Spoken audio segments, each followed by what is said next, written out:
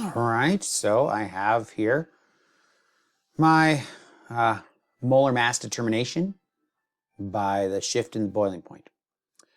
So I'm going to look at my directions here for my question 2 in this molar mass determination by boiling point elevation lab.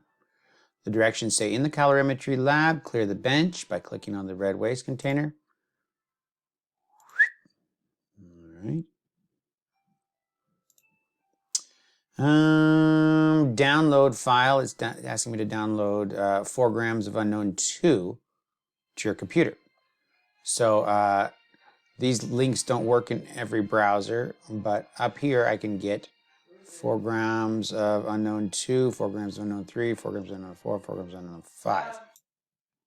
So I'm going to click here and download my unknown that I need. And now that's in my download file. So I go into my file here, and like the instructions say, what is it? Control-Shift-Q. So I use Control-Shift-Q, and then I can open, I've downloaded them all over the time. So I have my unknown 2 is what I was after. So I double click on that. And now what that has in here is it has, like the question says here, 100 milliliters of water and 4 grams of my unknown salt. Okay? So if all I have to do is turn up the heat, turn on the heat. I'd like to turn on the stir as well. I guess that's on. Turn on the thermometer. There we go. So my temperature is rising, 32 degrees. It's going to get up to 100 degrees. So I think everything should be okay. I want to see my graph. It's nice to see the graph as I go. And I can see the temperature is rising as time passes.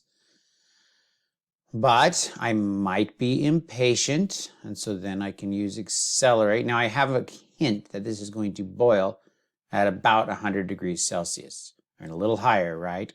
So I'm going to want to stop this right at 100 degrees Celsius so that I can kind of turn it off as soon as the steam appears. So I'm at 80, 86, 92, 97. I'm going to stop. There we go. Now I'll watch when the steam appears. There it is right there.